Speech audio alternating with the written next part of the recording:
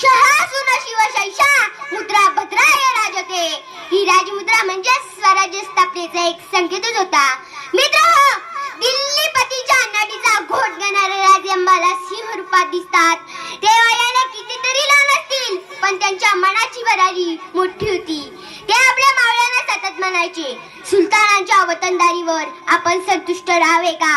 दुसऱ्यांच्या ओंजळीने पाणी प्यावे का? परकीय राजवटींना बरे युद्ध होतात, म्हणून आपली माणसे कुटुंबाच्या कुटुंबात उद्ध्वस्त होतात, तरी आपल्या पदरी काय गुलामगिरी. असे सांगितल्यावर मावळ्यांचा चेहरा शिवरायांसारखाच रागाने लाल भडक पडायचा.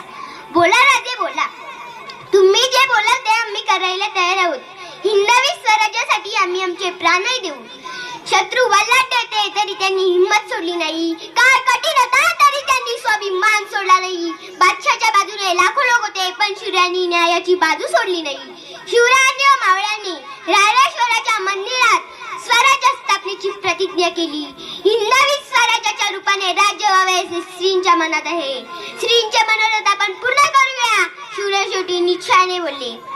महाराजांच्या आदर्शात दोन उदाहरणे आहेत.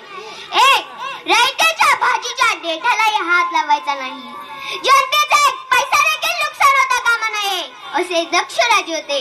उदाहरण दुसरे, ते म्हणजे एकदा कल्याणच्या सुभेदाराच्या सुनेला सैनिकांनी नजराणा म्हणून महाराजांसमोर उभी केली.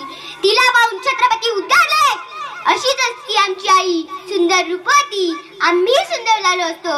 वदाले छत्रपती. मित्रहो, साऱ्या जाती धर्माची माणसं राजांच्या जागेवर प्राणांची बाजी लावून लढत होती. 18 गट जातीचा कष्टकरी कामकऱ्यांचं नेतृत्व राजे करीत होते. समर्थ रामदास स्वामी म्हणतात, शिवरायांचा आठवा रूप, शिवरायांचा आठवा प्रताप, शिवरायांचा आठवा साक्षेप भूमंडळी. शिवरायांचे कैसे बोलणे, शिवरायांचे कैसे चालणे, शिवरायांची सलगी देणे कैसी असे. शिवरायांचे आठवावे, जीवित तृणात मानावे, इहलोकी परलोकी उरावे.